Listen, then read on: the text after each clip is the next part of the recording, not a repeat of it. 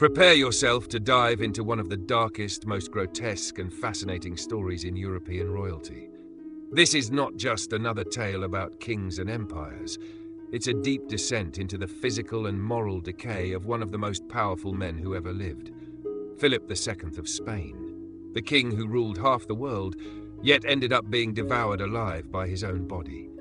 A monarch who believed he was chosen by God to defend the Catholic faith, who built the colossal monastery of El Escorial as a symbol of divine glory and Spanish power, who commanded armies, fleets, and entire empires with the stroke of his pen.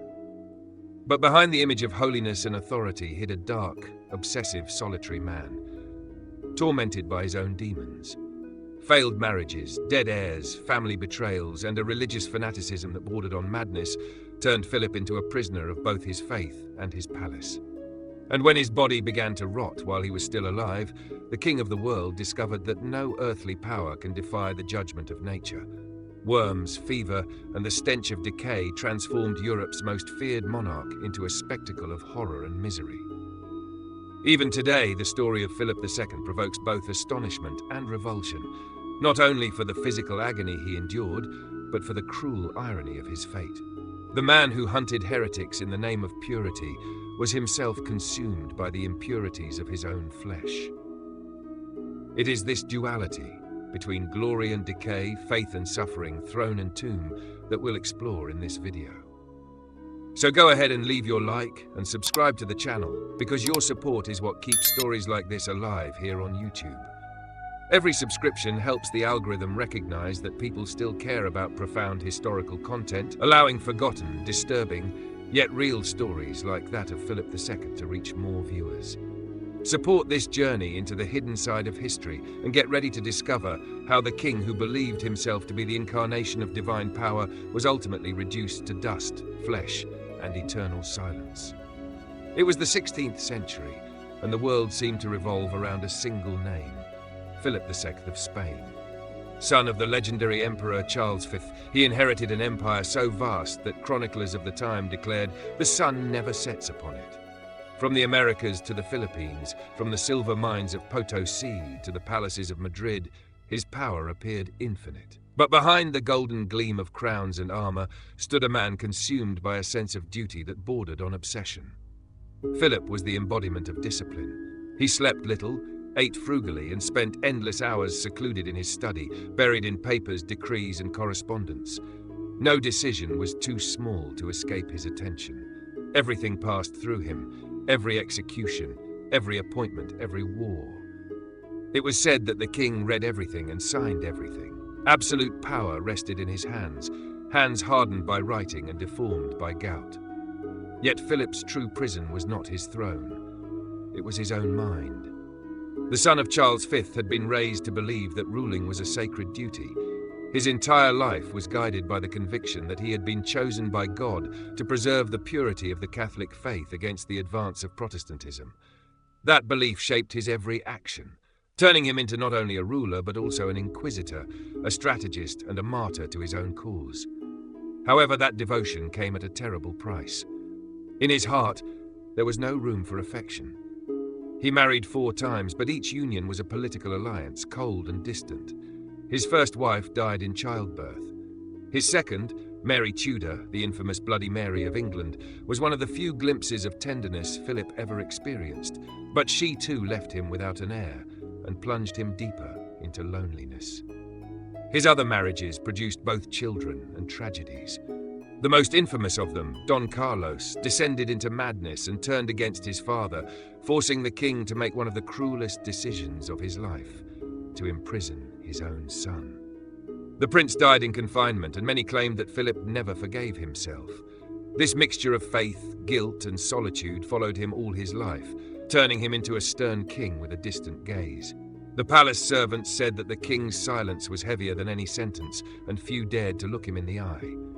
He did not laugh, he showed no emotion, and when he walked through the corridors of El Escorial, the sound of his footsteps echoed like the tread of a soul already burdened by eternity.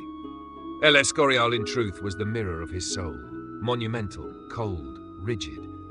Philip ordered it built as a residence, monastery, and mausoleum, a temple to faith and control. Every wall, every corridor, every tower seemed designed to imprison both the world and the king himself within its austere logic. Inside, he surrounded himself with monks, documents, and sacred relics, believing that power and piety would grant him immortality. But the empire that never slept was beginning to show signs of exhaustion. Wars, heresies, famine, and plague gnawed at Spain's greatness.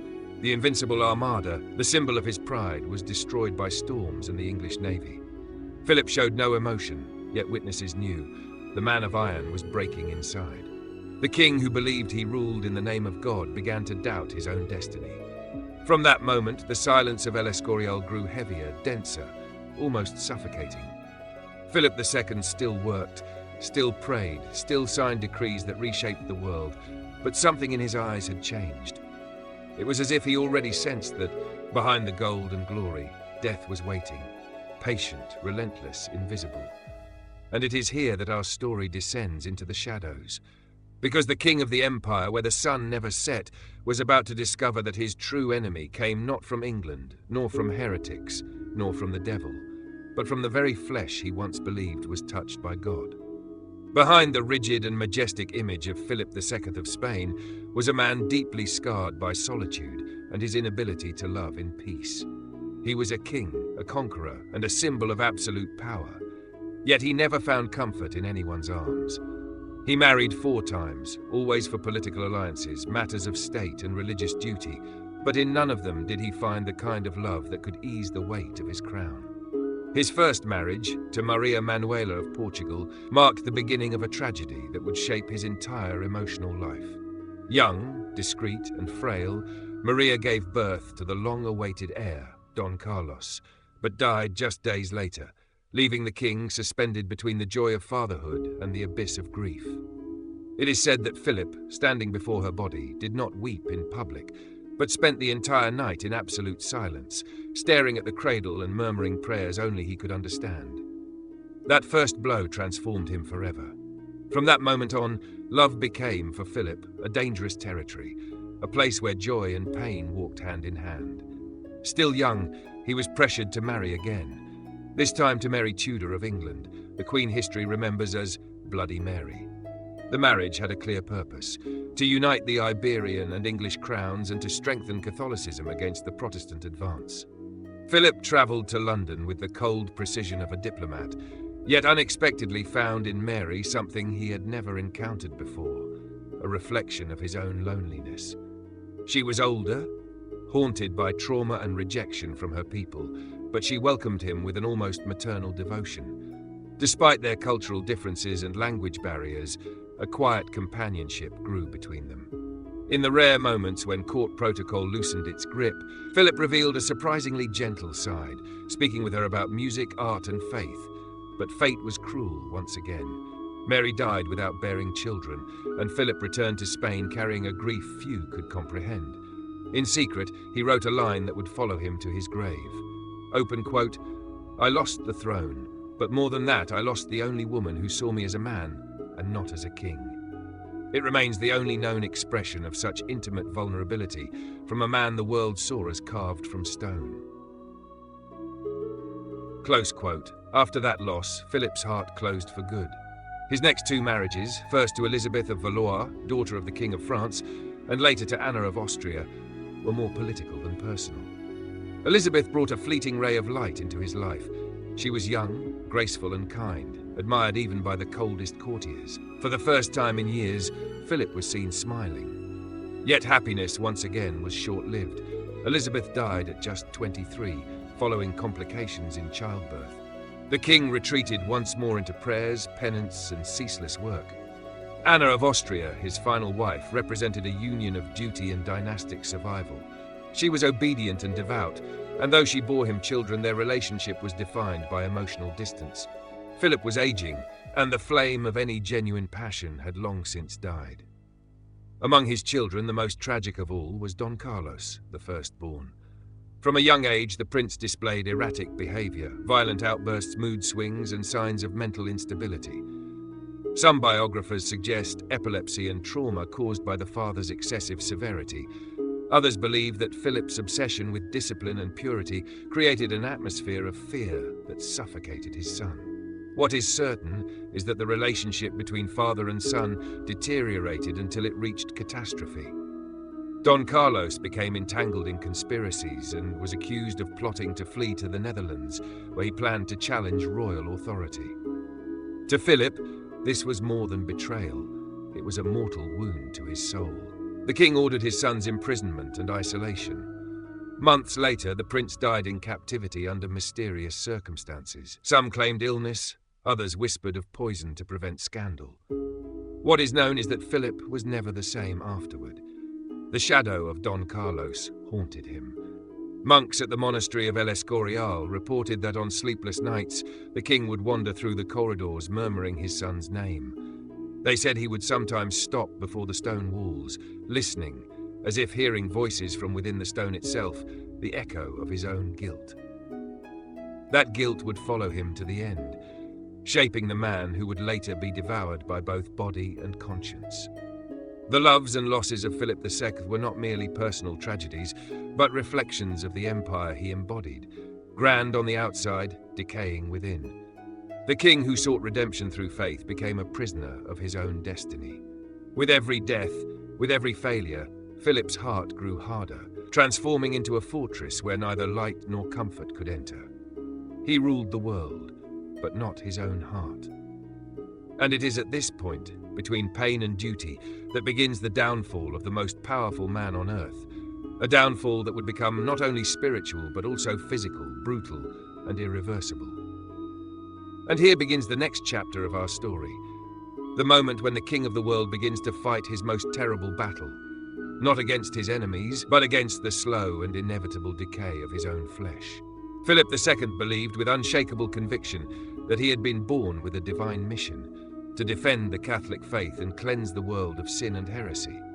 In his mind, there was no distinction between throne and altar. To rule was to serve God, and every war waged under his banner was, above all, a sacred act.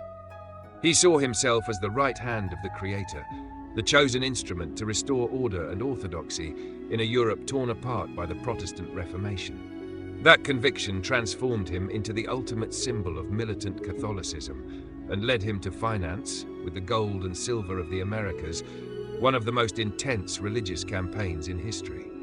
It was the height of the Spanish Inquisition, and Philip did not merely support it, he worshipped it. He believed that the flames of the pyres purified the souls of those who strayed from the faith. Every heretic burned was to him an offering to God. The squares of Toledo and Valladolid became stages for public spectacles of purification, where crowds gathered in solemn awe to witness executions. Philip rarely attended in person, but he demanded detailed reports and signed death warrants with the same composure he used to authorize battles. To him, heresy was a disease to be eradicated, and Spain was the divine cure. Yet the very faith that had sustained him slowly began to turn into a burden. By 1580, Philip started to believe his mission extended beyond Iberian borders. He looked northward toward Protestant Europe and saw in its expansion a personal affront to God's will. From this conviction was born the most ambitious plan of his life, the invasion of England. On the English throne sat Elizabeth I, daughter of Henry VIII, the very king who had broken from Rome and given birth to British Protestantism. To Philip, Elizabeth embodied rebellion and heresy. To defeat her would not be a political victory, but a holy crusade.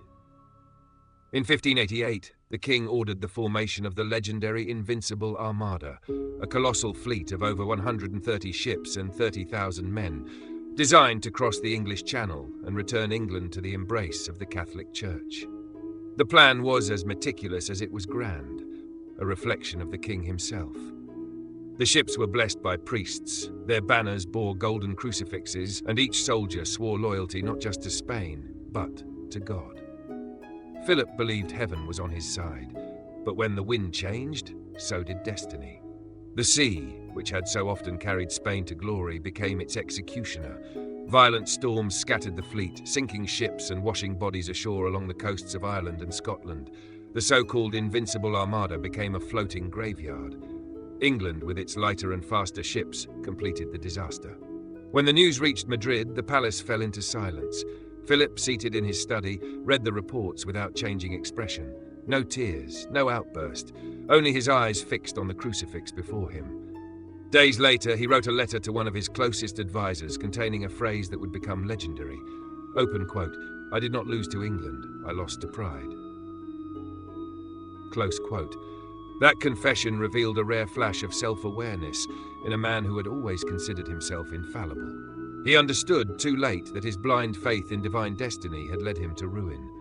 The defeat of the Armada was not just a military tragedy, it was a spiritual collapse. For the first time, Philip sensed that perhaps God was no longer on his side.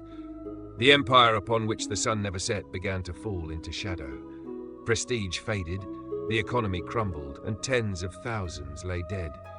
Across Europe, rival courts laughed, enemies celebrated, and even within the Vatican, whispers spread that the Iron King was beginning to rust. Philip faced humiliation in the only way he knew how, by retreating into himself. The man who had once ruled, surrounded by generals and councillors, now spent long hours alone, locked inside his study at the monastery of El Escorial, the same monument he had built as a symbol of his empire's eternity. There, among the cold granite corridors built for silence and penance, Philip exchanged banquets for fasts, thrones for prayer stools, and crowns for rosaries. He spent entire nights in prayer, flagellating himself in search of redemption. Titles and victories no longer consoled him.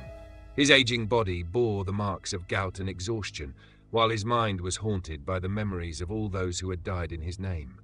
The king who had once burned heretics now began to wonder whether he himself was being consumed, purified by the invisible fire of guilt. It was the beginning of a silent, dreadful transformation. The monarch who had believed he ruled in God's name now felt that God himself had abandoned him. With each passing day, the Iron King became more human, more vulnerable, and more aware of his fragility. The faith that had once sustained him now corroded him from within. And it was in this state of contrition and isolation that Philip entered the final and most agonizing phase of his life. The confrontation with the decay of his body, the collapse of his empire, and the terrifying certainty that no man, no matter how pious or powerful, can escape the sentence of flesh. It is at this moment that our story descends even deeper, to the point where the holy warrior king begins to fight not against nations or heresies, but against something far more cruel, the slow and merciless destruction of himself. The year was 1598, and King Philip II of Spain, once the most powerful man in the world, was now little more than a shadow of himself. At 71, aged, swollen, and consumed by pain, he lived imprisoned within his own body. The hands that had once signed decrees shaping the destiny of empires now trembled, deformed by gout and arthritis. His thick, rigid fingers could barely hold a pen, yet the king insisted on working. He spent his days locked inside his study at the monastery of El Escorial, reviewing documents, scrawling barely legible notes, refusing to admit that his body was betraying him. For Philip, duty was a form of prayer, and work an act of penance for his soul. But the punishment awaiting him was far more cruel than any earthly sentence. Philip began to feel unbearable pain in his legs, and within days, wounds started to open on his skin. What began as small sores turned into purulent ulcers, and soon the royal physicians realized that something far worse was spreading. Abscesses erupted across his body, on his legs, arms, abdomen, even his hands. The infections festered and burst, releasing a dark, foul-smelling fluid that filled the air. The palace, once a symbol of divine glory and perfection, now reeked of rotting flesh. The doctors, trapped by the ignorance of their age, resorted to brutal treatments. They performed daily bloodlettings, believing that bad blood had to be drained.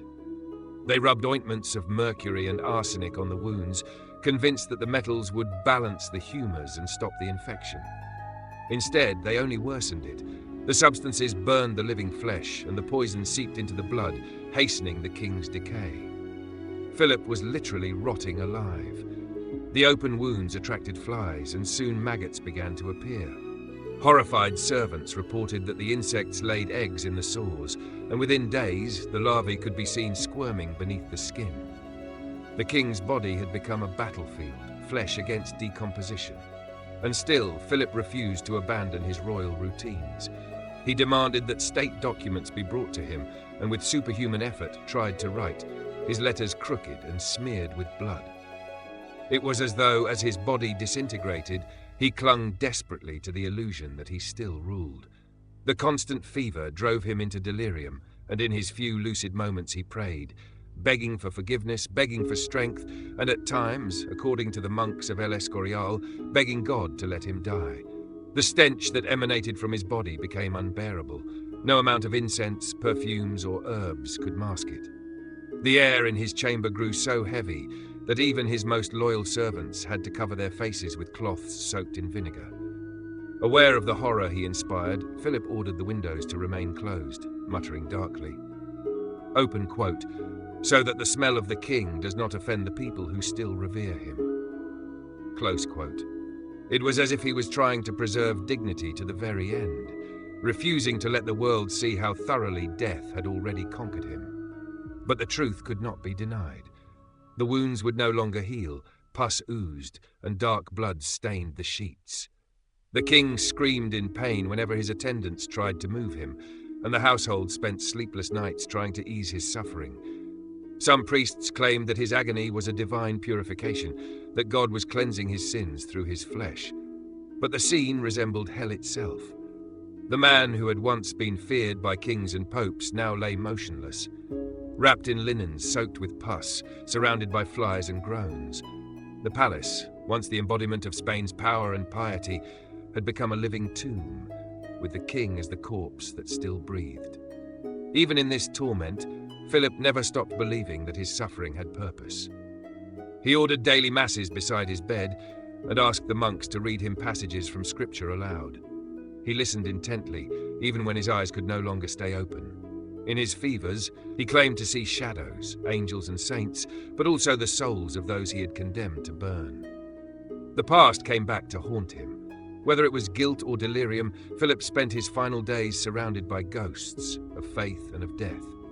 He knew he was being defeated, and the mind that had once commanded the world began to unravel between prayers and hallucinations. The king, who once called himself God's arm on earth, now felt abandoned by the very God he had served. And the hell he had so feared seemed to be unfolding inside him. The cold, unyielding walls of El Escorial bore silent witness to the grotesque spectacle of a man's decomposition, a man who had believed himself eternal. The body once wrapped in gold and silk was now covered with soiled bandages and stained linens. Every breath was a battle, every sunrise a bitter victory against the inevitable. Slowly, the most powerful ruler on earth began to surrender to his own flesh, and the spirit, once unbreakable, finally bowed. The pain grew unbearable, and Philip's moans echoed through the monastery corridors, chilling even the monks who had long been accustomed to suffering. It was living proof that no throne, no crown, no power could shield man from decay. And it was in this scene of misery and faith that Philip II began his final farewell to the world, no longer as an absolute monarch, but as a human being torn apart by pain and the awareness of his own mortality. The man who once ruled half the planet now fought only to survive another dawn. And it is from this moment, when flesh triumphs over spirit and the king faces his darkest agony, that the path opens toward the final chapter of this story, the moment when death ceases to be an enemy and becomes the only possible deliverance for a monarch who no longer ruled even his own body. The final days of Philip II of Spain were a silent spectacle of agony and faith, a grim ritual in which body and soul fought a battle that seemed endless. No longer able to move, the old king spent his hours drifting between prayers and feverish delirium. His chamber at the monastery of El Escorial, once a symbol of Spanish majesty, had become a place of torment. The stone walls echoed the moans of a man who had once believed himself the very instrument of God's will. The monks and physicians who surrounded him could do nothing but witness the slow collapse of an empire reflected in the body of its sovereign. Philip was lucid enough to understand the horror consuming him.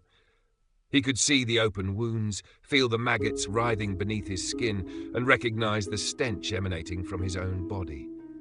Yet he clung to a semblance of dignity, asking his servants to comb his hair, shave his face, and clean his hands, as though outward order could conceal inward chaos.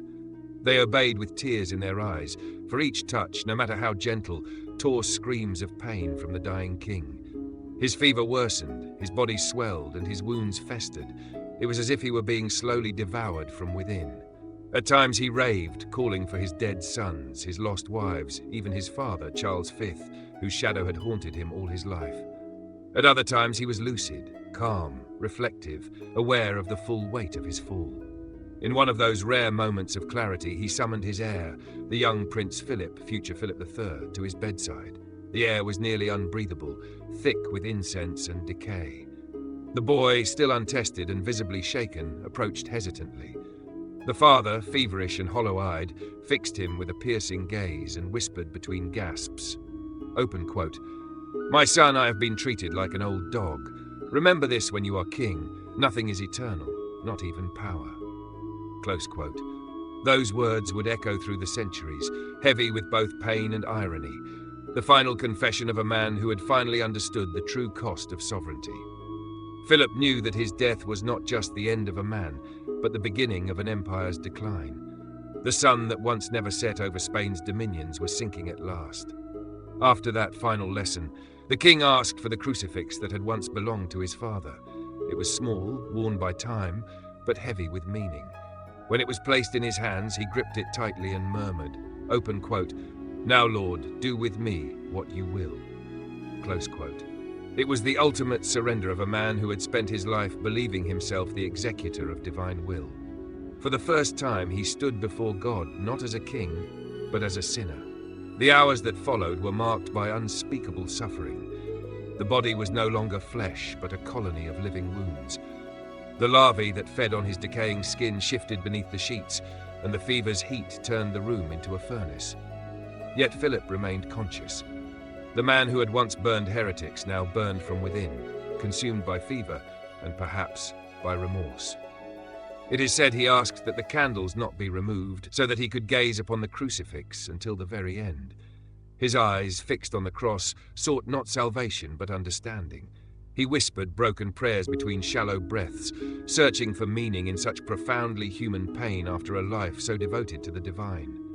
The monks chanted softly, their voices blending with the tolling bells of El Escorial, each ring marking the countdown to an inevitable end. As dawn approached, silence fell. Philip, exhausted, asked for the windows to be opened, for the first time in weeks. He wished to feel the morning air, even as his body refused to respond.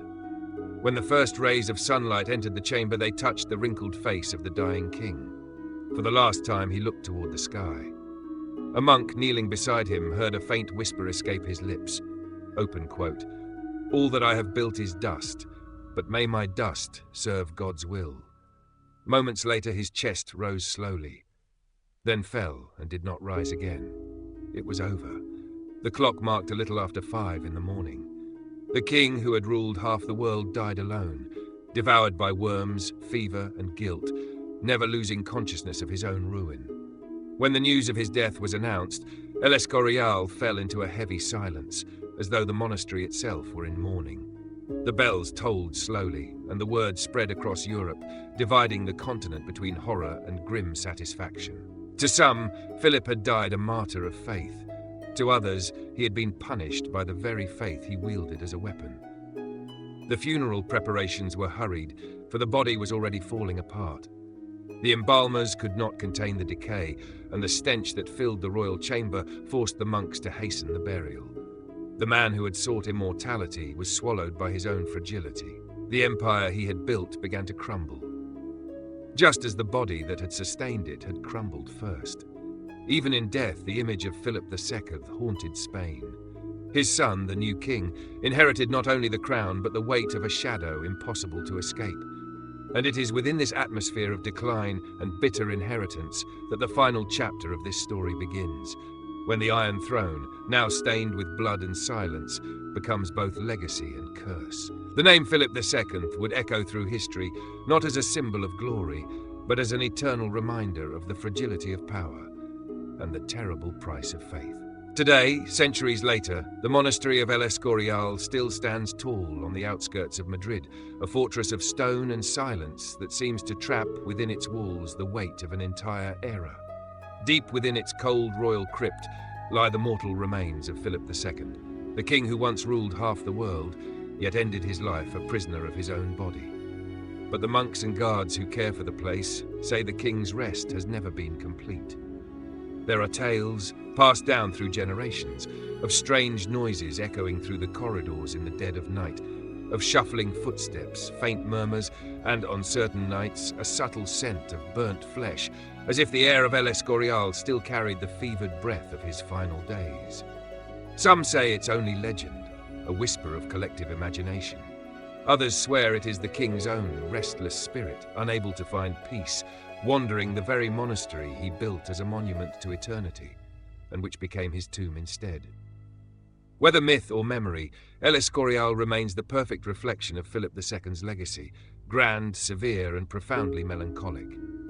After his death, the Spanish Empire, sustained for decades by his iron discipline and fanatical devotion, began to crumble. His son, Philip III, inherited the crown, but not the will, vision, or rigor of his father. Where the old king had ruled with prayer and iron, the new one preferred banquets, music, and indulgence, leaving the affairs of state in the hands of courtiers and favourites.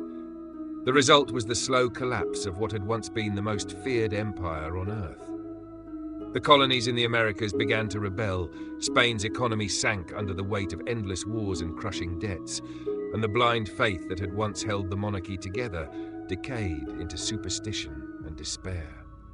The Spain that had once made the world tremble now sank into centuries of decline, losing the divine brilliance that Philip had believed he was consecrating to God. In popular memory, the name Philip II did not survive as that of a conqueror or saintly king, but as something far darker. Time, relentless as ever, preserved not his glory but his ruin. He became known as the king who rotted alive, the sovereign who believed himself protected by faith, only to be defeated by nature. Tales of his decaying body, of the stench and the worms that consumed him, spread across Europe, told with both horror and fascination. To the Protestants, he was a perfect example of divine punishment. To the Catholics, a martyr of excessive faith. But above all, he became a symbol of something greater. A man who learned, in the most brutal way possible, that no king stands above the flesh, that no empire can triumph over decay, and that before death, we are all equal. The ghost of Philip II, then, is more than a spirit. It is an idea. The illusion that power is eternal, when in truth it is only fleeting. El Escorial, with its endless corridors and echoing halls, remains a living metaphor of that contradiction. Each stone seems to whisper the same truth. Everything built for glory ends in silence. During nighttime tours, some visitors swear they feel a presence, as if the king's severe gaze still watches those who dare to walk the same corridors where he once suffered. Others claim to hear whispered prayers rising from the crypt, ancient, trembling words in a hoarse, exhausted voice. Perhaps it's only the wind, or perhaps it's history itself refusing to die. Over the centuries, scholars and historians have tried to reinterpret the legacy of Philip II. Some see him as a man of unshakable faith, others as an obsessive ruler who destroyed his own empire in pursuit of an impossible divine mission. The truth, perhaps, lies somewhere in between. He was a man of his time, stern, devout, and unyielding, but also a victim of an ideal no human could bear. His body was destroyed by disease, but his mind was consumed by something even more terrible, the unbearable weight of believing he was chosen by God. And that belief, more than the fevers, the wounds, or the worms, was what devoured him alive. Today, when we think of Philip II, we remember less his victories and more his irony. He wanted to be remembered as the defender of the faith, yet he was immortalized as the man who was eaten alive, from king to dust, from glory to flesh, from faith to silence. His story stands as both a warning and a mirror, a reminder that absolute power is only an illusion, and that the same faith capable of elevating a man to the throne can just as easily drag him into the hell of his own conscience. El Escorial still stands, impassive, a monument to human ambition and the decay that always follows it. To walk through its halls is to feel the echo of centuries, the weight of stone and the presence of a ghost that refuses to be forgotten. And now that you've reached the end of this dark and haunting journey, I want to know, what struck you most about the story of Philip II? Was it the way he lived or the way he died? Do you believe his suffering was punishment, purification, or simply the inevitable fate of a man who thought himself untouchable? Share your thoughts in the comments below. I read every one of them, and I love discovering how each of you interprets these stories that history tried to bury. And of course, if you haven't already, subscribe and leave your like, because your support keeps this project alive, bringing to light the forgotten truths behind crowns and empires. Before you go, don't leave just yet. The video now appearing on your screen is even more captivating than this one. In it, we dive into another story where power, faith, and death collide in ways that will surprise you. Click now and join me on another journey into the dark side of greatness. I promise you won't be able to look away.